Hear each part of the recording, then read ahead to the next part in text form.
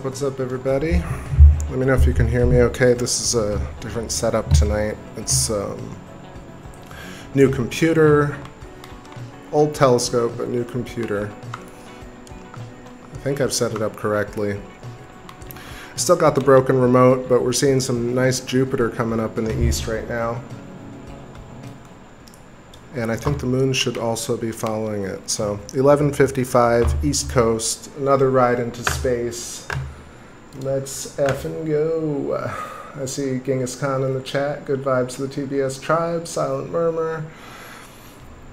A happy belated full moon to y'all because I missed it.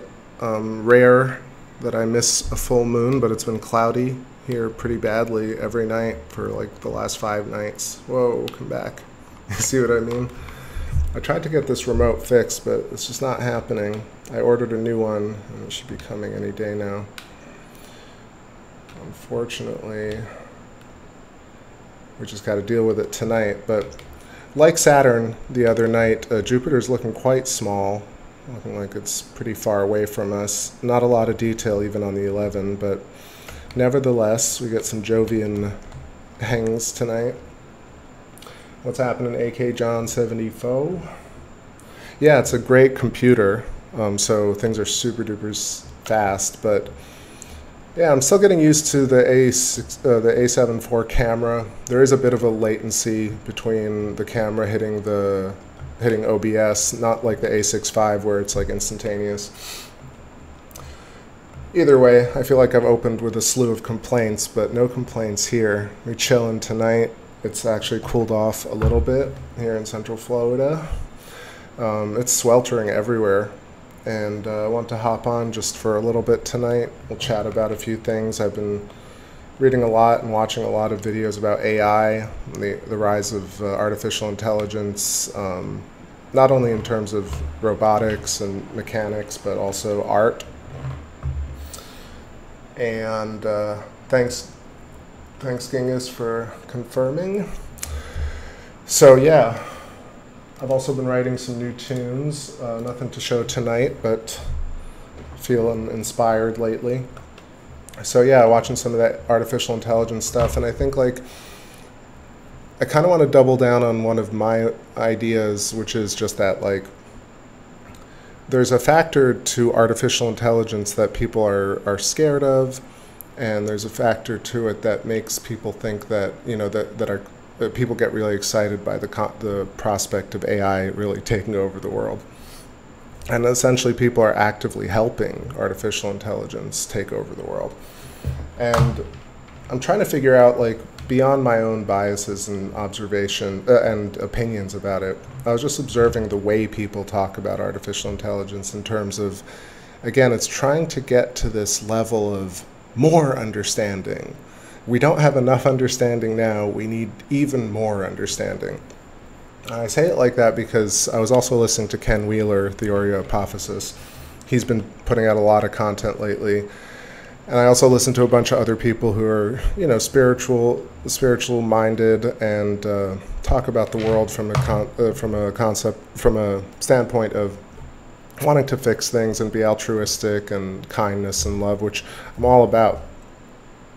But there's this idea that somehow things are completely wrong now.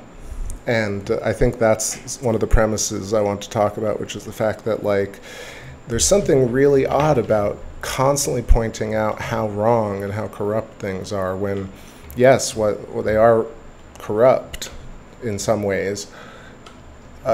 It's really difficult to reconcile the fact that we actually exist with the fact that everything is wrong and flawed.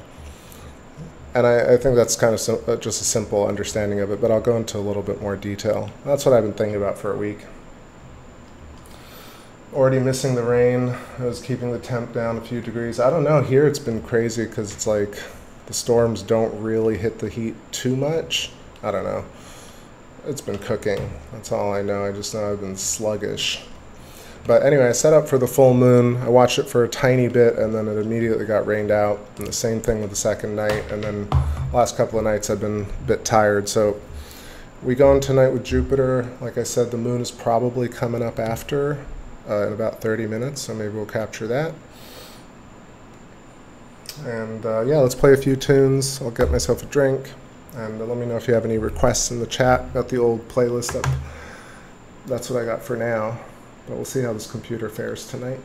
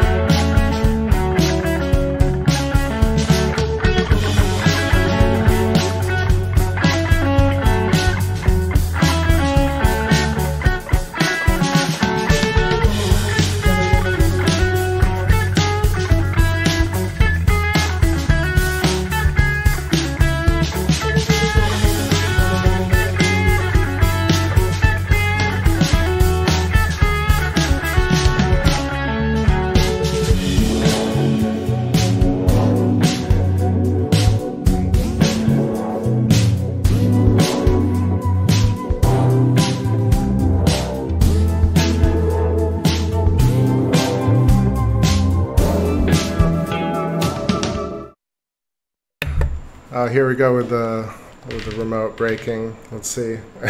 It's not my ineptitude. Let's see if we can get Jupiter back. The camera doesn't want to work, and oh no, wait. Where'd we go? Now it's working, but I've lost the view. All right, bear with me, y'all. Murphy's Law, of course. I see Morgan, Vorax, and Australis joining us. Welcome. Yeah, let me recenter this. I'll be right back. What do we got here? Let's play some jams.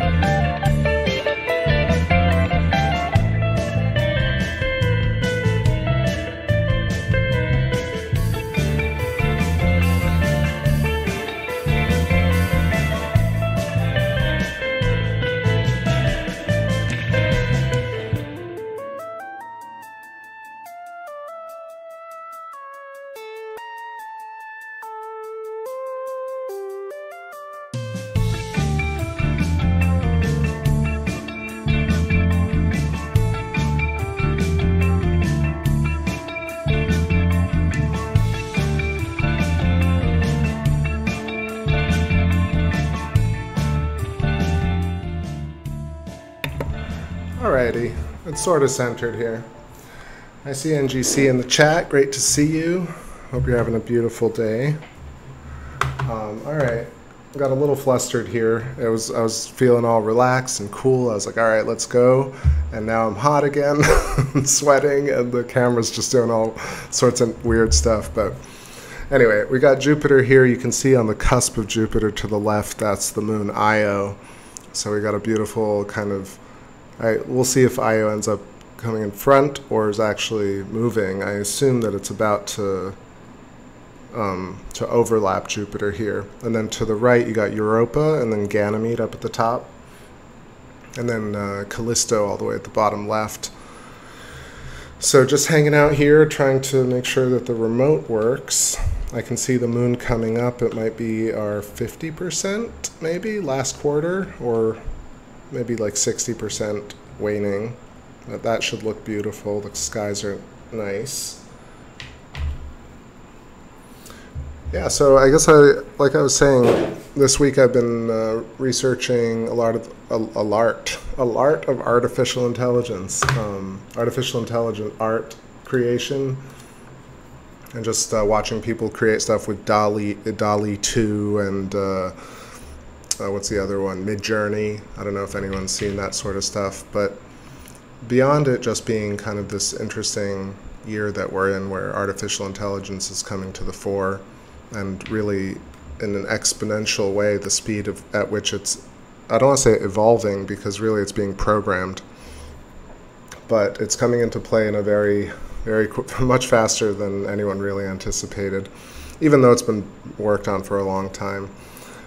So I've been studying a bit of that, also watching people create some of the stuff where you have voice to character lip syncing, where you just talk into a webcam and then, or you don't even talk into a webcam, it literally takes text and turns it into a three-dimensional character. So that's really cool. And what was the other one that I was looking at? These kind of synthetic humans where people are talking and having these conversations, like Lita and GT3. Some really fascinating, like Siri level stuff. Sorry if I triggered anybody's current robots. I personally, like, just quickly to lay it out, I'm not afraid of it, and I'm also not like I don't want to really help it along. I feel like things should take a little bit more time. But what I really more wanted to talk about is this idea of how people talk about artificial intelligence, and also how people talk about science and one another. I was also this week, because I'm obviously subscribed to Ken Wheeler, to Theoria Apophysis. I don't even know if I am actually subscribed. I just get all his videos in my feed for some reason. And I was talking about him on the last few shows. I've talked about him for many years if you followed the show. So I think, you know, Buddy was in the chat a while ago, and a lot of people in that kind of the Electric View group, when I was hanging out with them back in the day, didn't really vibe on Ken Wheeler's stuff, even though they could admit, you know, that some of his ideas were very interesting. I personally go a step further and say that some of his stuff is really just the most logical and rational understanding of our contemporary reality. However, he does have this streak of doomerism, if we can put it that way. I think it's a little bit like the same thing with Ben Davidson and Suspicious Observers, this kind of doomer mentality that everything is wrong, and if it's not wrong, just wait. It's about to get real shit. And so Ken Wheeler has it, Ben Davidson has it. A lot of the alien channels sort of create this illusion that there is no fear at all. Like, oh, there should be no fear, completely no fear. And channels like Ken and Ben create this environment, like they're quite intelligent. I have all the respect for them in terms of the science and the work that they've put into explaining this to their subscribers and their fans. But it definitely comes with this touch of like, just you wait, things are going to happen, and when they do, I'm going to be there to tell you that I told you so. And doom. Hey there, Vicky, what's going on? Love Ken W, squeaky laugh. I know, squeaky laugh. I'll talk. And I see Fantasy. What's up, buddy? Genghis Khan says we'll make great pets in reference to the AI. I'm going to go back to talking about the AI stuff, but I think it's like, just let me get a couple of these ideas out first. So if in case you're wondering, you just showed up, we got Jupiter in sight, and Io is to the left of Jupiter touching the rim. It looks like it's not focused, but it actually is. It's just there's a ton of atmospheric chromatic aberration and atmospheric turbulence tonight. I mean, in that kind of very small noise. So it's not really wavy like we typically see it, but just not super sharp. So yeah, so Ken was talking today about, like how he often does this, where he talks about Einstein and how Einstein not only was a buffoon, but Einstein also stole his stuff from Henri Poincaré, Square Point, Poincaré. But anyway, I do love Alan Watts. Don't get me started, because Alan Watts, like, you can always go back to Alan Watts, and he is so consistent. It's absolutely amazing. I mean, I guess if you let him talk a little bit about, you'll start to get a little bit of sexism in there and a little bit of racism in there. But the racism is of the time, where he says the Orientals. I think it's just a little bit of the time. And, he was a womanizer and an alcoholic. So, like, we just put that, and he would, of course, admit to that. But beyond that, in terms of concepts, Alan Watts, man, he like hedged, and he also was extremely accurate with how he presented things. It was broad, it was philosophical, it was scientific, it was geometric, it was field theory, before people had kind of put field theory together with Hinduism. It's really just amazing. Alan Watts, I could sing his praises all night, you'll know. I see Dr. Ayad in the chat. What's up, Doc? Great to see you. Peace and good vibes to all my space family tonight. I'm a little bit sleepy, but because it's also super hot, and it's been one of those weeks I've just been kind of like lounging around, doing some research, just watching endless videos. So I'll get back around to AI, but let's talk just a tiny bit about. So Eileen McCusick, of course, I've talked about her a bunch of times. Eileen McCusick and the whole human biofield stuff. Just if you haven't checked her out and left her a comment, go do that, or leave her a like, or whatever it may be. We need to support people like Eileen. I mean, she has a bigger channel than mine, and people know her, but honestly, she should have 1 million people following her, doing these amazing harmonic chants and tuning fork sessions, teaching people how to use it, how to sense, and her whole demeanor and presentation is just so truthful and earnest, and it's just a completely different vibe, But so that's what I was watching. That Rupert Sheldrake turned 80. Check out Rupert Sheldrake if you haven't checked him out, and the whole idea of the morphogenic field, telekinesis, telepathy. If you want real proof of that. I guess I'm talking to y'all, my family right here, who already knows all this crap. But if you haven't heard it, or you haven't actually checked it out, or somebody hasn't heard of Eileen or Rupert, you should definitely share that with them. So to backtrack a little bit, so Ken Wheeler talking about Einstein, how not only is he kind of denigrating Einstein and also kind of repurposing the science, but he's also I think maybe if I wanted to be succinct about it, it's more about how, even though Ken is brilliant and he presents these ideas, these really brilliant, cogent ideas, he still kind of resorts to character assassination as an ad hoc method of communication, if that makes sense. Shockwave, Shockwave, what's happening, my brother? The usurper, Jupiter. Indeed. Not the sharpest shot tonight, but again, Io, Europa, Ganymede, left to right, and Jupiter looking amazing, and kind of, like I said, a little bit small. Feels like it's kind of at its, I want to say, is apo perigee? Is it the perigee or the apogee? I think it's the perigee. But, right, so this idea of character assassination is played by, okay, so even Ken Wheeler, with all the real brilliance of it, ends up kind of character assassinating for some reason, right? Whether it's to emphasize this idea that people idolize people like Einstein and to lay off doing that. So he kind of wants to be emphatic about that. So there's character assassination. But then he also kind of says that what Einstein stole from Henri Poincaré, and Poincaré apparently is pretty brilliant. So let's go beyond that just a little bit. In terms of field theory, this is the where I really wanted to get to. Now I understand now I understand my own ideas.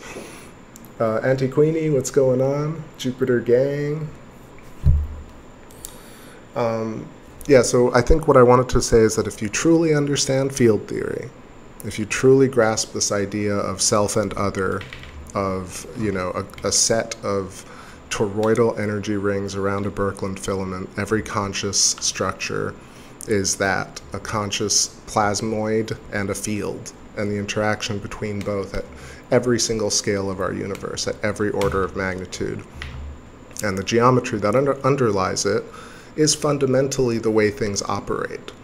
And so the way things operate necessitate self and other, selfing and othering of things, as we've noticed with our human body, the matter of our human body, and the field that we carry around, which is emptiness to some degree. You know, it's basically a floating bubble of plasma versus this kind of hard body that we have, or soft body. But yeah, fantasy. There's tons of atmospherics tonight. I checked on the focus, but we'll see. I'll mess with it a bit more. I was having a bit of trouble with the remote and the camera. It's just like not trying to mess with it as long as we have the view here. So that's really the idea. So Ken understands field theory. And who else was I even thinking about who was talking about this negatively? I think it was just, actually, in fact, it was just really all the science that I was watching. Oh, I know what it is. Sorry, so I'm trying to trigger my own thoughts here, but watching the artificial intelligence stuff where people are talking about these grandiose ideas that, you know, started a little bit with Ray Kurzweil, and also, you know, this Elon Musk idea where people are really bringing about this idea of Skynet and artificial intelligence, so to speak. So the premise of it for me is that artificial has always been a misnomer, because I think our computers are built from organic materials, from the same stuff that humans are, and therefore this concept of fake and artificial is purely is misinterpreted, or purposefully misinterpreted, or purposefully misused to guide people down certain trains of thinking, corridors of thinking. So succinctly is that our field and the vibration between self and field is the harmonic balance that creates all life, and therefore all the people who don't understand things, who will never really understand things, quote unquote, must exist. They all must, even if they are smart, right? And this idea that Ken Wheeler essentially character assassinates and has this kind of put down, you know, Alan Watts talked about the put down mentality. So Ken Wheeler has this put down mentality. He's like, while also telling you the secrets, he's also saying that most of you are too stupid to understand the secrets, while also decrying and denouncing people who use that same methodology. Does that make sense? Like his video today about Richard Feynman, which I agree, people really hate to hear this, but you know, when I grew up, my father loved Richard Feynman, but when you read the stuff, you realize that Richard Feynman had no concept of like field mechanics and really had no idea about magnetism. They had a lot of great conjecture and purple prose and fluff and attitude and swagger, but not actual detail and new detail.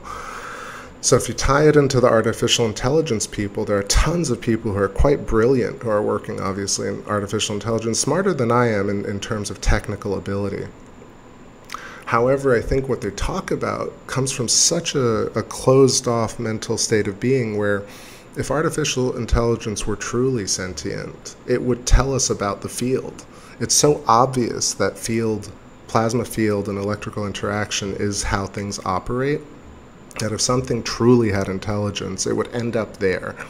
And so ultimately, again, the litmus test for ufology is field theory, and the litmus test for artificial intelligence being truly intelligent is also field theory. And similarly, I think field theory necessitates self and otherment. Therefore, Ken Wheeler saying that, you know, we're in troubled times, and this other cat saying, oh, people are so stupid, if we could all just get along, really truly don't understand the nature of Zen and self and otherment. And, you know, as I'm sitting here character assassinating them, but ultimately I just find it interesting anecdotally that I'm not saying that I'm better somehow, but truly my own comfort level with field theory makes me feel okay about things, even though there's death and war and suffering. These things are manifest of the greater whole. Questioning them is like questioning why there's anything at all. So saying why is there hate on Earth is like saying why is there life on Earth. There's a reason if you give it a reason, but ultimately there is no actual rationality besides the fact that it actually arises from our universe. And we are it. Tattvam Asi. And so that what is it? Thou are that thou art, as they say, but you're it, as Alan Watts would say, channeling the great legend. But you know what I'm saying, right? So Ken Wheeler gets field theory, but somehow never really says that, even though he was saying it sort of today, but again, like, it's a lot of fluff. It kind of gets people all amped up to sit and be like, oh, Einstein was an idiot. But if you really dig into it, Einstein was not such an idiot, right? Like, even what is an idiot, right? An idiotic is only relative to a person's frame of reference, right? Some people like idiots, right? An idiot reminds you of a lot of things. But just stopping in, saying, hey, might lurk. Sounds good. You're not even home yet. I see that. Well, thank you for stopping by, Vicky. I appreciate you always. Take care and drive safely if you're still on the road. But lurk as long as you'd like. Let me know what you think about what I'm saying. Does it make sense? Am I just kind of rambling late night? But you know what I mean, right? Like, we're looking at Jupiter here, and the 3 moons, 4 moon, Callisto's at the bottom left. But each of these has its own toroidal field, its own hyperboloid, its own Birkeland filament, its own gravity, its own time, its own frame of reference, and its own field where it has its own history. So Ganymede, Europa, Io has a field that says I am Io, and this is what I've experienced. That's how Io exists in the terms of how we even see it. It is luminous in its own self-reflection. And then it resonates with our field. So we're co-creating a reality with Ganymede and Jupiter and each other, moment to moment, unfolding through a frame of reference at all scales, right? So let me back that other idea up, the necessitative quality of self and otherment, or smart and dumb, or life and death, and good and evil. This balance is necessitative to the structure of all reality. So saying that you don't understand why people can't get along, you know, simplistically, just makes no sense to even ask that question. It's like saying, why do people get along? They get along for the same reason they don't get along, because there's contrast in behavior and mannerisms and resonance between the quantum and the very large. Everything operates in the exact same way in a scalar function. And that is the most rational way that I've found to look at it. And it's interesting to hear people who truly consider themselves enlightened talk about the world as if they don't understand why things are so bad. So this doomerism idea. And it's not to say that you know, if you consider, if you're, it's not toxic positivity to buck doomerism, right? It's just, you can be afraid of the end is nigh, you know, and you can live in that kind of fear, or you can choose not to live in that kind of fear and just say, hey, like, I get this opportunity to exist in this way, and then I get an opportunity to exist in this other way. It's exactly the same thing.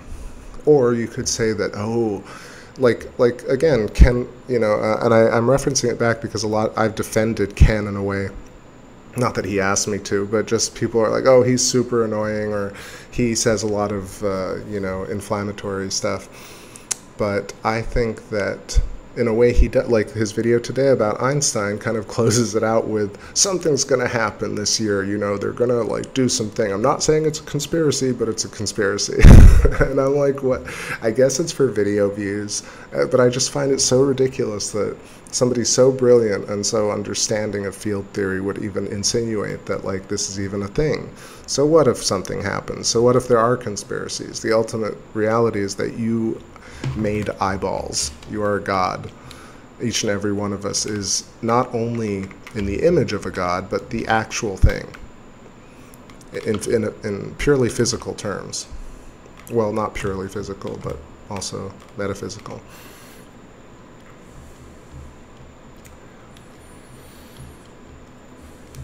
Silent Murmur says, let's see. Indeed, this too shall pass. Apparently he was smarter than the average person in his day. I think he was the most consistent. There were some really smart people. I mean, look, he learned from other smart people, right? From Jung and from his friend, what's his friend? Gary Snyder, and he learned from Tim Leary, and he learned from the books, you know, Lao Tzu and other Hindu, and what's the other one? The Shobogenzo. So Alan Watts learned from other brilliant people. I would say that of the time, he definitely, of course, just stood out, resonated. But I think it's like he really was one of the few people who was able to not only preach in a way that was clear, poetic, and profound, but also he was able to not take himself so seriously. And I think that's the true, I mean, one of the really glowing qualities of Alan Watts is that he really attempted to constantly never take himself too seriously about things.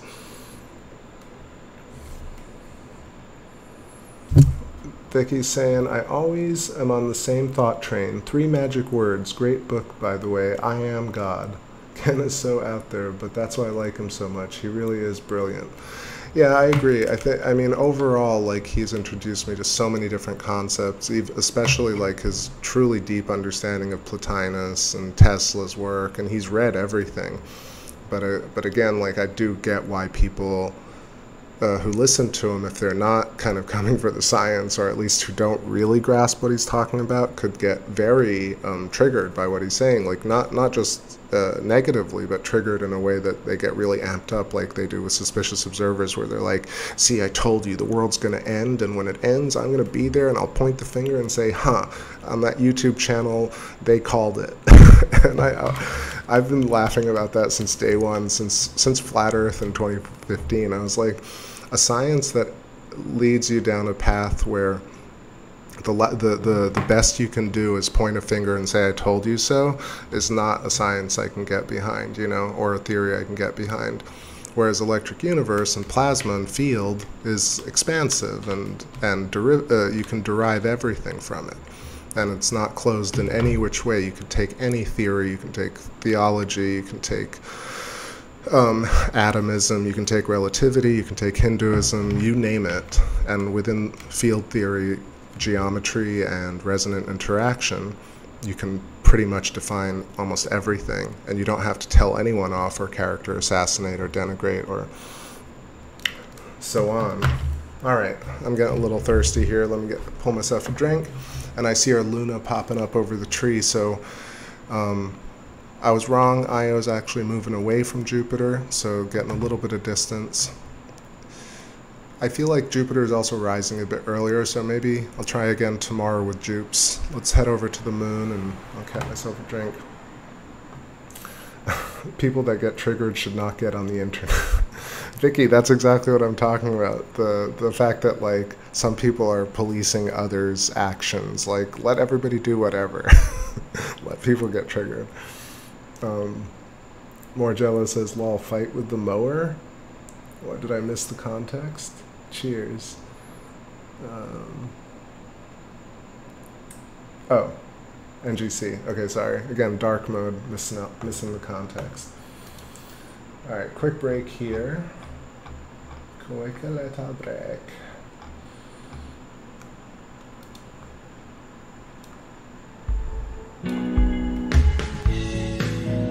I've been waiting on the street for days.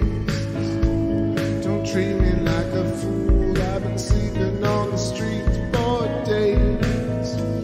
Don't treat me, you're so cruel. I've been waiting on the porch for days. Don't treat me like you're cool. I've been waiting on the sea for years. I've been waiting for the secret all along.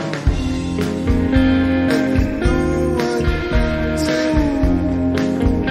Don't you know what soul can sing? Singing about this dream so long for you. I've been dreaming about the song.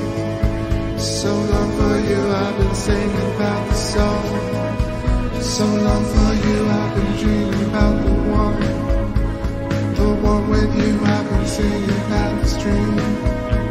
So long for you, till I see the color of your eyes reflected in the same picture I made for you. Oh no, and you know what brings it, and you know what soul can sing to me. But you know what brings it, and you know what soul can. We gotta go, oh, it's what brings it out, and you know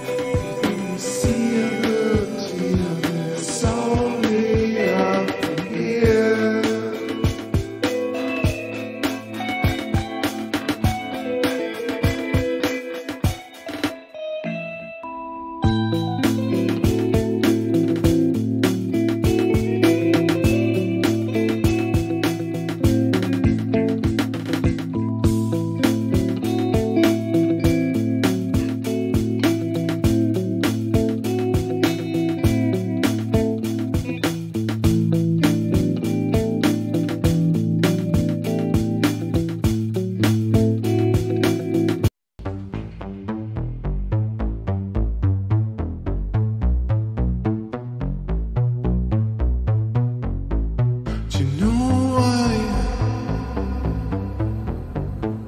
I've been beaten from the heart? I know, no lie. I've been thinking about you all night. Why? No why. I've been waiting for your white light. No why. I've been thinking that you should be mine. So call me up, and let's get down, down, down, down, down, down, down, down. So call me up, and let's get down, down, down, down, down, down, down.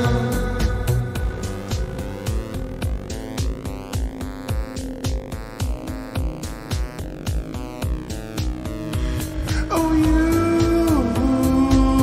send me messages across the cosmic network, and you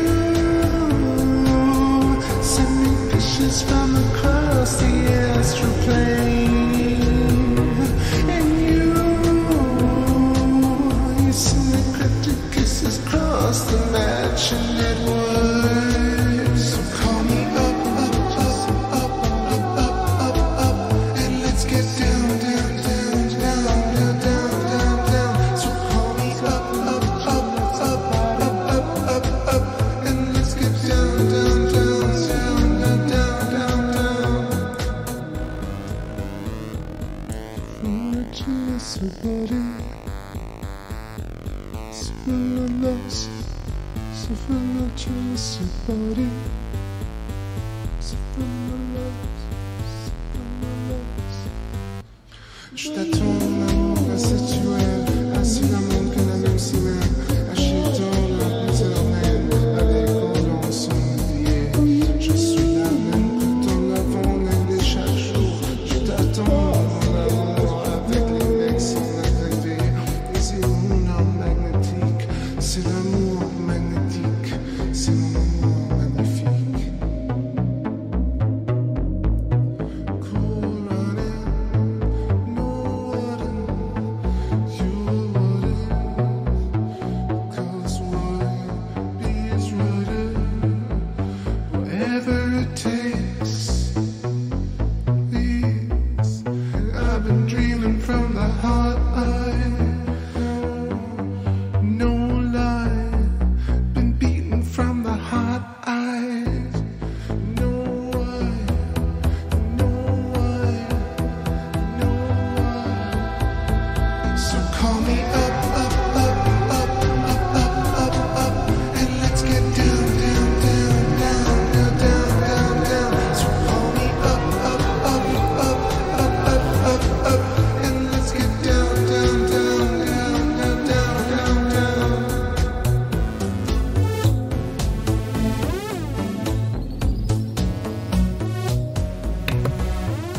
All right, hopping back in here. A little bit of will powered up in the place. Moved us over to our gorgeous Luna tonight. Yeah, it's not the last quarter. It's actually looking like 65%. It's definitely interesting with this new camera on top of the 11, getting some, what is it called, vignetting on the top and bottom a little bit, that kind of dimness. The moon's also a little bit in its own mist tonight, you know, coming up in the east. That's what always happens. But either way, no complaints here. Looking at the bottom, we got Tycho crater and the two parallel rays coming off of it. We got still Clavius, if you follow that to the 4:30, 4 o'clock position. Schickard, Schiller crater. You can still see right at the terminator line, right around the middle point, 3 o'clock position. That is Theophilus, Katharina. You can see really like a hexagon right into the void, right in the middle. Top, you got, what's the top? Sea of Serenity, Pentagon, cut in half. You got Mare Imbrium, Oceanus Procellarum, Aristarchus coming up under the shadows. Yeah, so you see it's like It's like, I know exactly why it is. I just didn't really anticipate it. Essentially, the Sony A7IV that I've been using for 5 years is a 3/4 crop sensor.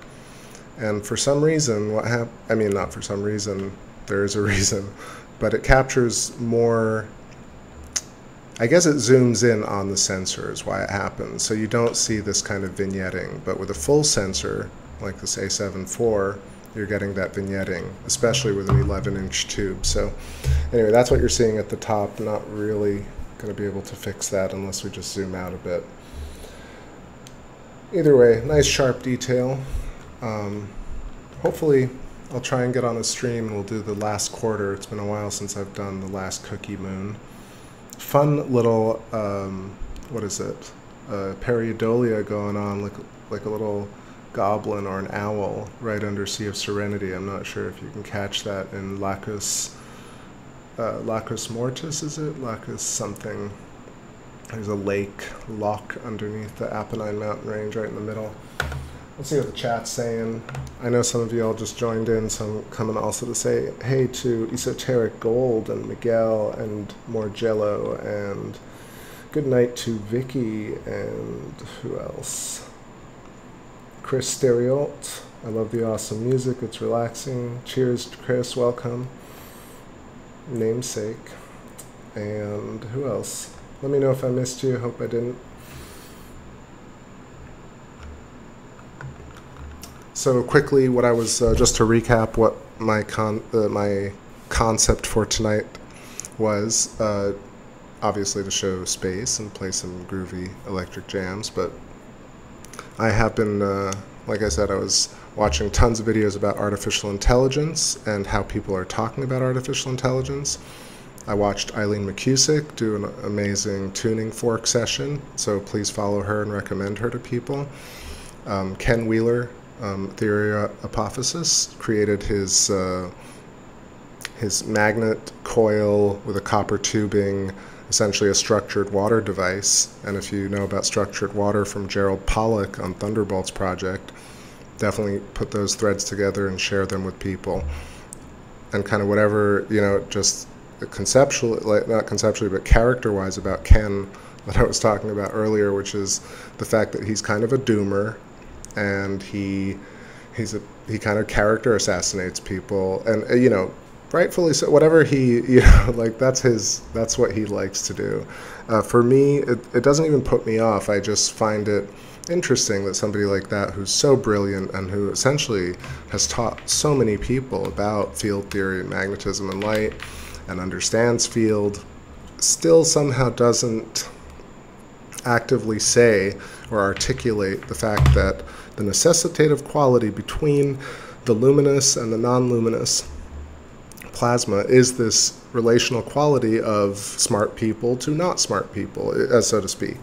You know, and it's not that not smart people, or you know, the word intelligent or wise. I think wise is actually a great word, to have wisdom, a wisdom, but whatever you want to call it, because it depends on the person, right? Some people think being smart is stupid, right? And some people think that it's better not to know, and some people think they get very smart and then they judge everyone else. So there are all these varying degrees of the ego. But I find it interesting that Ken, while understanding the concept, the principle of the field and contrast and Tattvam Asi and all that stuff, still somehow kind of espouses the idea that things are going to happen and you just wait, and it's conspiracy, but it's not really conspiracy. And I'm like, I just don't understand sometimes where that's coming from. Monarch Love, I see you in the chat.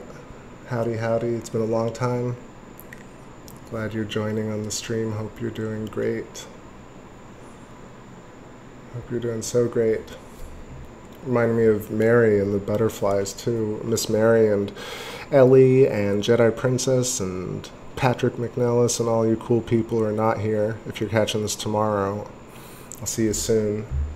See Mr. Miner in the chat. What's going on? Yo, TBS. What's happening? Trying to read some of these comments here.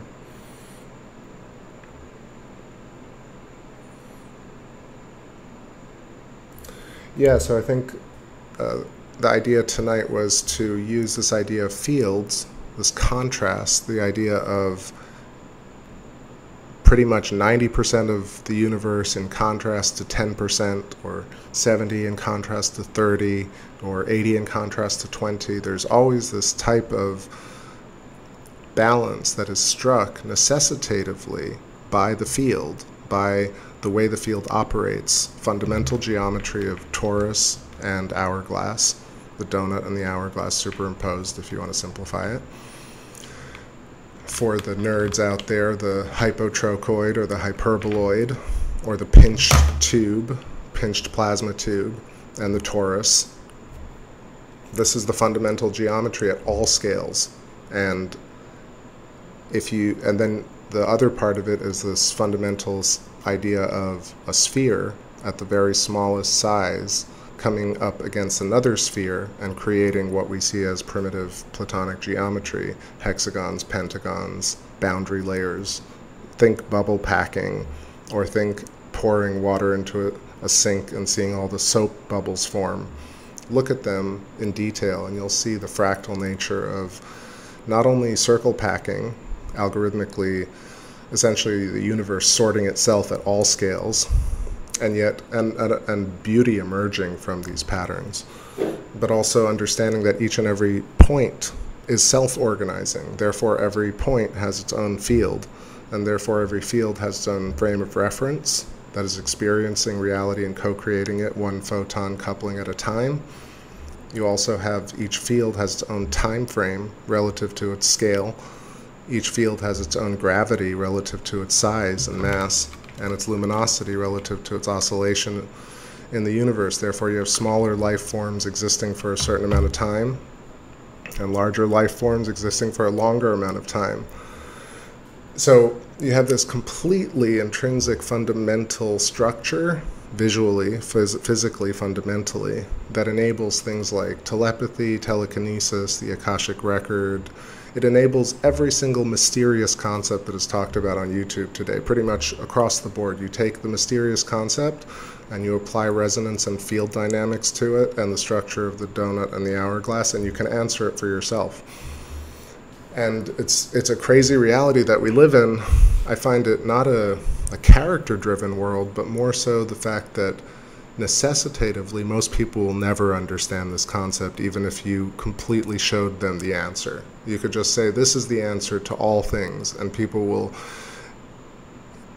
say organisms, resonances, will actively cancel out those frequencies and avoid them in order for reality to be consistent.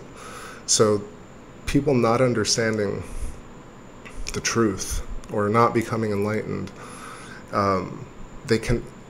they must be so.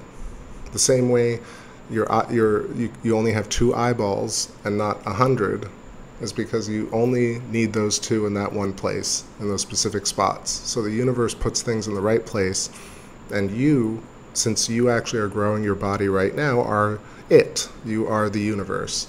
You're not a version of the universe, you're the actual universe. Unless you decide to make yourself, into a concept and say that the reality that we all experience as shared reality is also a matrix and it's fake, right? But if you bring it down to the fact that, like, on a regular basis, you wake up and you do these physical things, this consensus reality that we all share, therefore you are the actual Godhead. It's very obvious if you just allow that concept to permeate. However, not everyone will get that concept, because that concept in and of itself necessitates people not getting it. And this is the whole thing that Alan Watts does, the dream, where he talks about the grand dream. If you could do anything and dream anything in the ever, you would have a successive number of dreams where it went from a tame dream, a less tame dream, to a wild dream, to this insane dream. And then even that would get boring after a while. And ultimately you'd return to the most mundane dream of just sitting in a lecture hall listening to him. And I think you get chills every time you even conceive of that, because that's really where the answer is at. There is no more. there is what there is, and that itself is the most important thing, because it exists. The idea of the nothingness that hasn't happened yet, the doomerism or the prophecy or the alien bases on the moon or the next Higgs, the God particle, all these ideas, the ad hoc considerations of there needs to be more in order for me to look smart, there needs to be more in order for me to get more views, and on and on and on, whatever rationale there is to character assassinate or to be on long party lines or not party lines or tenure or to be politically correct, whatever it may be. None of that takes into account that everybody has to exist in order for the experience to have the most broad sample rate. The same way they're kind of creating AI right now, and they're saying, just you wait. When AI has a greater sampling rate, when you can teach it more or feed it more images, then the images it creates will be better. But humans are already doing that at the most, because they're actually the ones creating the artificial intelligence. So we are actually so much more powerful than artificial intelligence by like just exponents, And now granted, at some point, maybe the computers that we create will become sentient, self-aware, which I'm almost certain they are intrinsically, inherently, at the very definition of existence in our conscious reality, that artificial intelligence and computers since day one have been aware, because at the quantum level, everything is actually aware.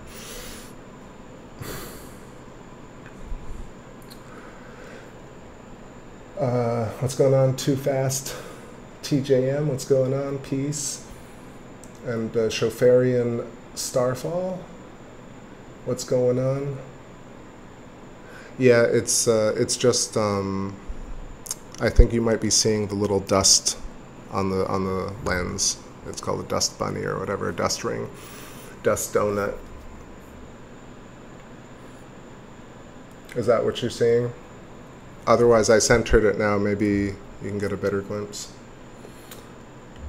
Gnostic Chef, I see you missed an hour. Guess I'll have to catch up. Yeah, I think I'm repeating myself a bunch of times, but yeah, tonight the idea was I watched a bunch of stuff about artificial intelligence and other things this week, and I wanted to talk about how field theory can help me personally, but also just sharing it with y'all, that like it can help you not only debug ideas, but it can also help rationalize the greater why.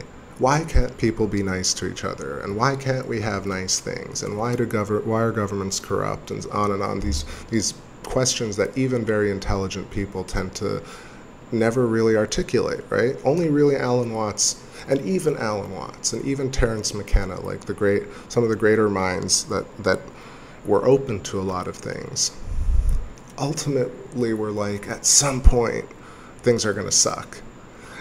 And I'm like, it's very Captain Obvious to me. Of course, if you think that dying is a certain framework and it's going to suck, then it certainly will suck. But what a weird way to live, to constantly, it's like approaching writing a song and saying this song's going to be terrible, or writing a book and being like, this is going to be the worst article I've ever written, and on, or this video, this is going to be the worst quality video I ever stream. No, like, yes, it could be, it might end up like 1 chance in 100 or 1,000,000, it's going to be the worst quality. But most of the time, if you really want to do something, you want to approach it with yeah, this is going to be the best video quality. Yeah, that's a dust bunny, y'all. I'm sorry about that. It's on the lens, or it's on the front of the scope.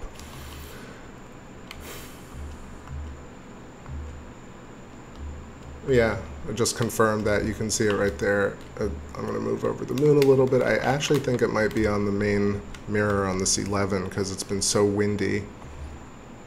It's a tiny little speck right there above Aristarchus, so no big. It's pretty noticeable. If you haven't watched this channel before, if you're new, check out the old playlists where I have the best of and the flybys, and you'll see it's very easy to really notice like what is either a satellite or an asteroid or an unknown object. It's very, very sharp, pretty much. Like anything like that's kind of usually dust or dirt. Gnostic Chef says, good and bad of life is still one coin. Yeah, exactly. So Alan Watts referenced two sides of the same concept, you know, dark and light, good and evil, life and death. But in a way, like, it's not hard for me to say it. Of course, it's easy for me to say it, but I want to give everybody their fair shake. So even Ken Wheeler, by being a doomer, that's his prerogative to be a doomer about it, right? I just think that my whole purpose tonight, or, you know, the concept that I was thinking about tonight, was how interesting that people are creating art. Oh, I know. I'm going to go back to that. Artificial intelligence. I was down this rabbit hole where I had a point to make. I had to articulate something, come to a very fine point about it, which is that I watched this channel where this guy who's in artificial intelligence, like, programs and learning, and he's pretty cool. I forget the name of the channel right now, but you can look it up. He has conversations with this artificial intelligence named Leta, L-E-T-A. And he has about 65 sessions with this artificial intelligence, like synthetic human, talking back to him and responding to him using learning algorithms. I just found it. So the point that I want to get to was that there was no conversation about any new concepts. It's basically, in a way, it kind of goes back to the idea of garbage in, garbage out. You could make these artificial intelligence or intelligent computers, self-awareness is already there, but you could make them extremely broad and have all sorts of concepts.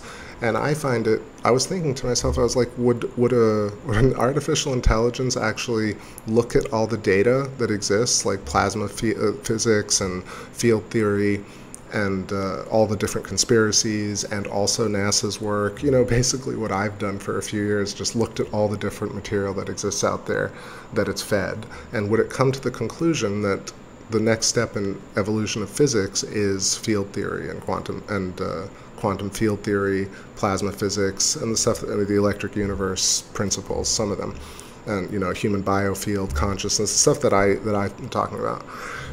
Or would the computer ultimately turn into another parrot device for the contemporary standard theory, which is because it's being fed by people who who idolize Einstein and who will not budge on field theory, on string theory, and who will not budge on LIGO, and people who are convinced that there are black holes?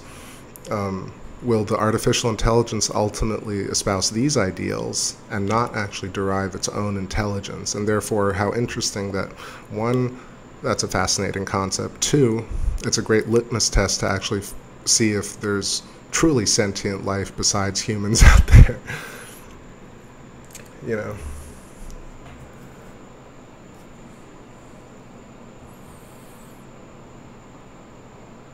Let's see, did I miss anything? I see Discog in there. What's going on? It is what it is until we make it. That is true. Maybe I missed other other context to that, but I think it is potential. If you were talking, you know, on a grander scale of a zoomed out view, I think it is what it might be until we make it. So the co-creative photon-electron coupling, or the dipole moment, or the instantiation of conscious foci, or a single moment of frame of reference of your life, if you want to take it that way. So every particle, every human, every planet, every solar system, every galaxy, quasar, nebula, you name it, every instance of reality has its own field and frame of reference. And then you can derive absolutely everything from that. And you don't even need someone else to tell you. You can just imagine, and not even imagine, you can just look at nature and see the spirals and see the hexagons and see the toroids and see the hyperboloids, and you can pick out these patterns and realize that the patterns are not just a coincidence and they're not just cute, but they actually have a meaning, which is, and it's very simple to actually understand why we have this fracture in standard cosmology, and why people think that, no, these patterns, oh, it's just so cute, you know, pareidolia, you're just seeing things, blah, blah, blah, it's only this, it's simply that. The reason they do that is because there's been this kind of insistence that things of the very, very small, the quantum world, just cannot jive with things of the very, very large world. Just because fancy language, politics, money, it's really, I don't want to say it's that simple, because it's not, to pull the wool over so many people's eyes with such great double speak is quite a thing. But essentially what physicists have done, or at least the propaganda, has basically made people think that no, quantum mechanics is one thing, and then humans completely this other thing, and then planets, we sort of know about planets, but then the universe, oh my god, nobody knows anything. And that's where people are at right now. That's actually what I think is also fascinating about people who talk about space and who talk about science. Just don't acknowledge this very straightforward fact, which is that people don't grasp that the pattern recognition that we notice in nature isn't fundamentally the answer to the greater question. I think it's the thing I've mentioned about Thunderbolts Project and Gareth on See the Pattern, and other people who are in this space who tend to not want to ever come to a conclusion about anything, in a way, even though they're basically touching upon all the topics that I jive with, or that I vibrate with. Like, very brilliant, right? Like, very smart. But it's always like, could there be a connection? Could there be a relationship? Like, when is anyone ever going to say, no, this is actually one way of really looking at it, right? As opposed to constantly being in this state of flimsiness, right? And there's nothing wrong with holding different ideas, but I think never coming to a conclusion is like never making a meal, or never producing a piece of work, and never finishing anything. And so I feel that there is this sense of roteness to Thunderbolts Project right now, even though I really dig where Mel Atchison is taking it. And ultimately, Thunderbolts Project channel has done so much original groundwork that it's hard to find fault in anything. You know, they have this kind of carte blanche for me, but they truly have gone into this really strange direction and don't talk to their fans, kind of really never have talked to their fans as much. And I've gone off on a rant about Thunderbolts Project here, but anyway, people want their music back. It makes sense. You've trained people to love this kind of this grand music, and then you feed them this weird kind of Americana, and you kind of change it up on people, and I don't know. That really was not, that's not what people really wanted from Thunderbolts Project, right? They didn't really care about the music. They were like, leave the music in the title and the credits and just give us more space news. Or like, remember there was the top 10 reasons the universe is electric in that series, and people were loving that stuff, and Thunderbolts was really growing. And then Sapphire came along, and there was a lot of it was kind of hype for a second, but we're at this really strange place right now where there these very short, I mean, it's not to say Buddy's videos aren't great. Buddy's, basically I think Buddy should have a video every week, continuing, every couple of days even, on Thunderbolts to get the ideas out there. Same thing with, talked about it for years, the panel of people talking about these ideas and creating this hum where ultimately by brute force and osmosis, the people that really get it and want to know about it will ultimately see this and kind of come to their own conclusion. All right, I know I'm going off on lots of little threads here, but that's the basis for it. Artificial intelligence litmus test. Check if they talk about field theory.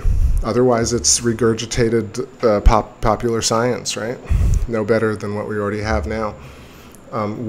Because an artificial intelligence with its vast computing power should quickly be able to understand field theory and realize that it's the most logical through line to all the concepts.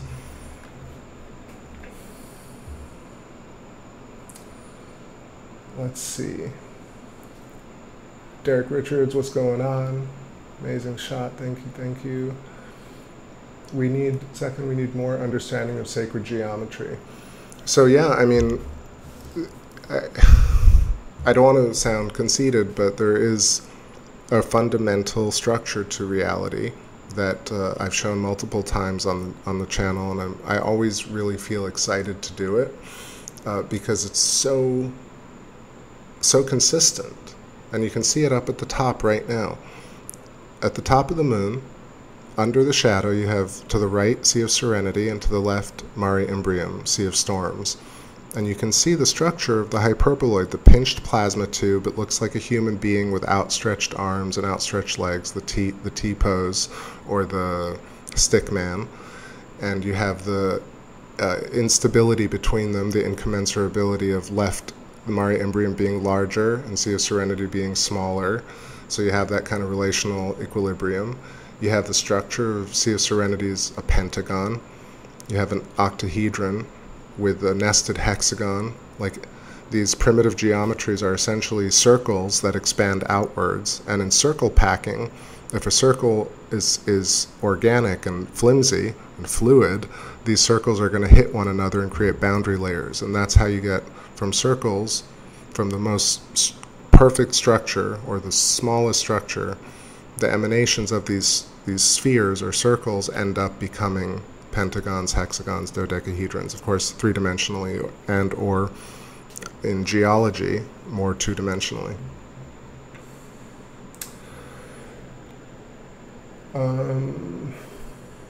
So sacred geometry, to not kind of sound down about it, but you know, it's kind of one of those terms, right? Like, you add the word sacred in front of it, and for some reason, not for some reason, it's just pretty obvious what the reason is. Sacred, sacre, and these words, certain words like that, are these kind of hypnotic triggers that create an oscillation in our field.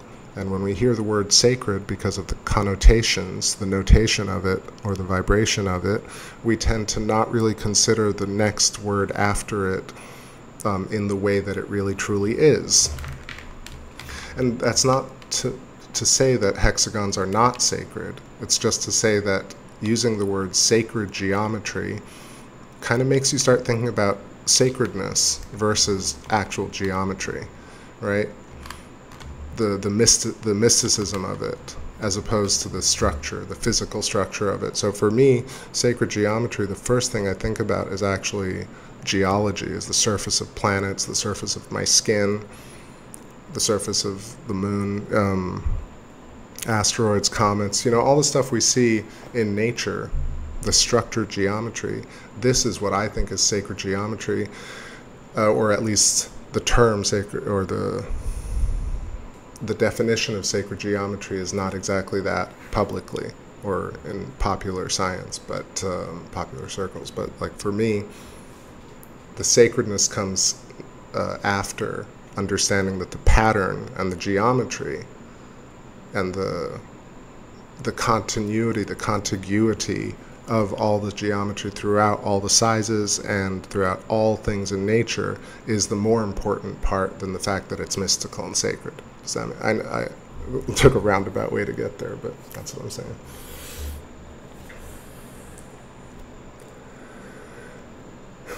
Dr. Ayad saying structured water, that's interesting, kind of my specialty since 2000. Shit, look, excuse my language, but yeah, I mean, that's fantastic. I spent lots of time at it. In fact, it is how I started to get involved with genetic medicine professionally. That's amazing. So cool to have you here with us. Have you seen the stuff from Gerald Pollack on Thunderbolts Project? Like, so for anyone who's wondering what structured water is, like, my basic understanding is that, you know, it's, first of all, you can drink structured water, you can create structured water, and that's why I was saying earlier, Ken Wheeler has created this toroidal flux where he runs water from, I guess, his purified water or tap water or whatever water through a copper coil around a very powerful magnet. And what happens is, essentially, he's using magnetism to attract particulates and to clear the water. And because water has an inherent structure, and magnetism and resonance actually is what creates life, and also particulate and elements. Essentially, elements, insofar as I've come to understand putting it all together, is that if high energy light, high density light ends up being hydrogen, so hydrogen is hard light, is resonance ultimately of just perturbations in the ether, sound fields in a giant soup of potential energy or potential consciousness, or however you may see it. But as soon as you have perturbations in the field, you get foci or nodes, and these nodes, each of them at every single scale, create toroidal fields, or at least adhere to the toroidal field and the squeezing of the Birkeland filament in the center, and creating harmonically cascading structures, more and more organized at every different scale. And so what was my point? My point was that I guess field can understand field. This is how we understand things. Sacred geometry is the inherent structure of all things, and simply because popular science or popular propaganda has made people think, no, I can't equate anything on the quantum like funny, exotic matter, gravitons, Higgs boson, all this stuff. It can't exist at our scale because it only exists at the quantum scale. And for, I could say for some reason, but it's to keep people confused. It's to keep things in certain disciplines to get paid. It's to never solve things, right? Because if you keep saying, well, it would be great if we could get a unified theory here, but we can't because, special relativity and string theory will never the twain shall meet. And that's where it's stuck, right? It's in a mire. So no one ever says, like, actually, no. Quantum field theory defines absolutely everything at every scale, and therefore we know exactly what the answers are. There's no need to cut up matter into smaller particles because we'll still end up with similar geometry, nested hexagons. And look at all the stuff that's related to it. You'll end up seeing nested hexagons everywhere. Let's see. Yeah, so structured water, EZ water is ionized water, as I understand it, and it creates a state of water that is essentially, negative pH water. So people need, actually, I'm a little bit fuzzy on it. Maybe Dr. Ayad can explain a bit more, but definitely check out Gerald Pollack on Thunderbolts Project. He explains it very well, and it works very well with the idea of harmonic balance. And I imagine it's because ultimately if hydrogen is light, and hydrogen ends up creating all the elements of the periodic table based on resonance along a golden spiral.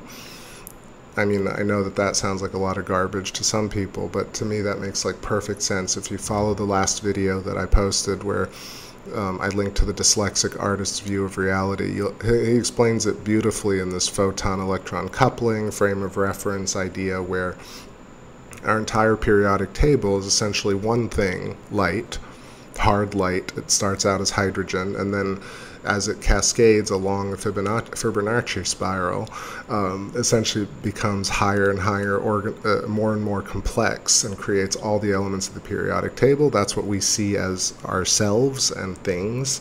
The luminous matter in the universe is harmonically cascaded light. And that makes a lot of sense to me. Rainbows and butterflies, what's going on? I see in the chat. Structured water is a cure for cancer. I don't know, like, I would say something because I think about death and cancer a lot. It's like one of these things where, like, no one needs to do anything, but I've thought about what's the most original story. The original story is to kind of embrace cancer as a thing. That's the most kind of novel way of looking at it. And so for me, I've started thinking, like, cancer is this very balancing force on Earth, and not just cancer, like all diseases, anything that kills humans, or we kill ourselves, right? With diseases, with illnesses, with any number of things, and also structurally, reality kills itself at every scale. So therefore, things are trying to kill us. We're trying to kill us. We're also trying to essentially bring ourselves back from every moment of entropy, we create entropy, negative entropy, and that's what structured reality is. So everything is absolute chaos. It's the void. It's the dark matter, so to speak.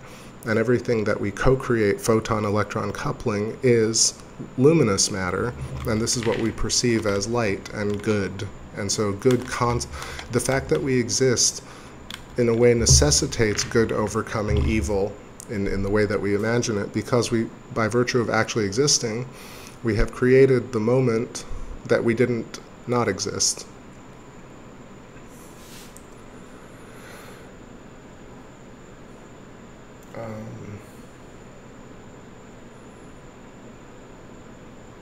Yeah. So that's something that I find really fascinating, where like the very fact that we exist is the proof in how it all works. And how the fact that like this doomerism mentality that like, hey, at the end of the line when the rapture comes, or when the asteroid comes, or the solar flare, or Nibiru, or aliens, or any number of things, that when my life, so to speak, is over, that somehow, one, I can extend it, or I can have control over this entropy.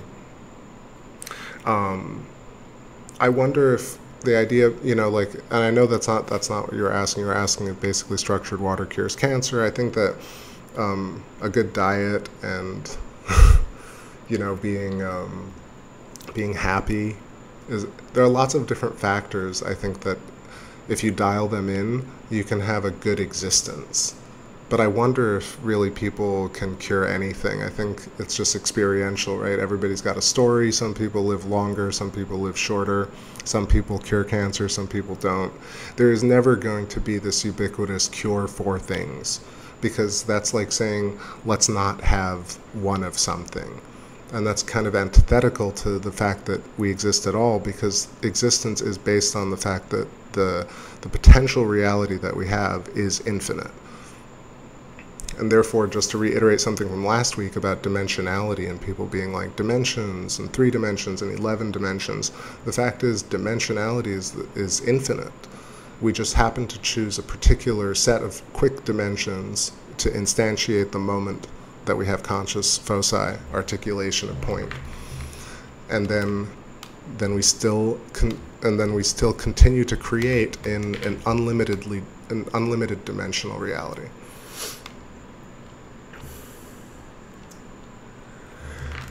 Oh man, I want to talk some more, but I feel like getting like a little bit sore in the throat. I don't know. Hope I'm not catching something. Of course, this just could be singing all day yesterday. I was writing some new music. But anyway, that's my thoughts for tonight, y'all. We got some beautiful moon. I'm going to sit with y'all and play a little bit more music, but I'm going to shut up for now. And I appreciate everybody listening. Yeah, definitely check out Eileen McCusick, Rupert Sheldrake, Gerald Pollack, Thunderbolts Project, Ken Wheeler, and of course Alan Watts, the great legendary Alan Watts. All right, time for a couple of tunes, and then I'm gonna call it. Gosh, I'm pretty sleepy, but man, I could just talk and talk and talk about this. It makes so much sense. Even the rationality, the reasoning of this concept reinforces itself. It's almost like it's like a free energy device. Nothing for free, actually. It's a somewhat free energy device. Can you feel like the way I can feel, I can feel.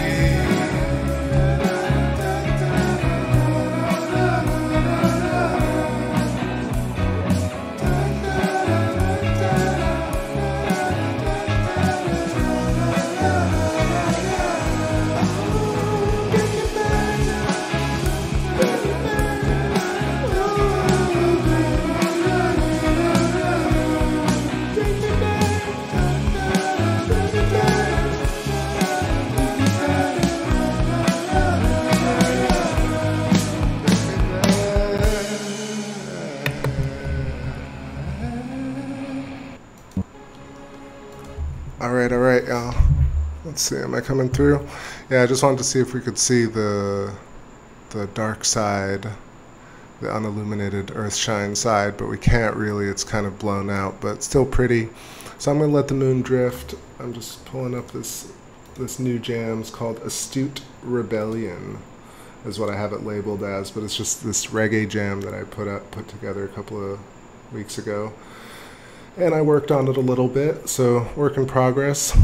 Anyway, super appreciate you all, fam. It's wonderful taking these journeys with you into the edge of consciousness and space and electric universe. Please share the ideas with friends.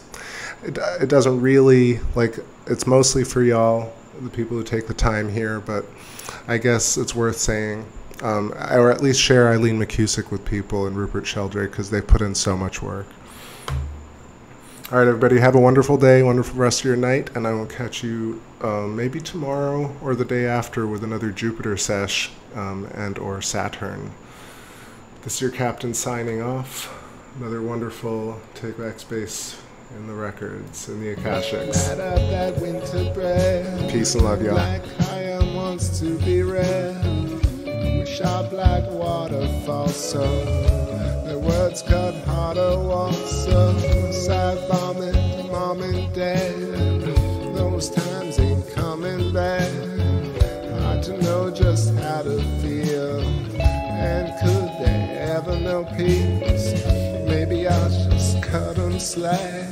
But they work so hard to relax. And when they get their bodies to the sea, I feel the end becomes me. We're the end, become the solution.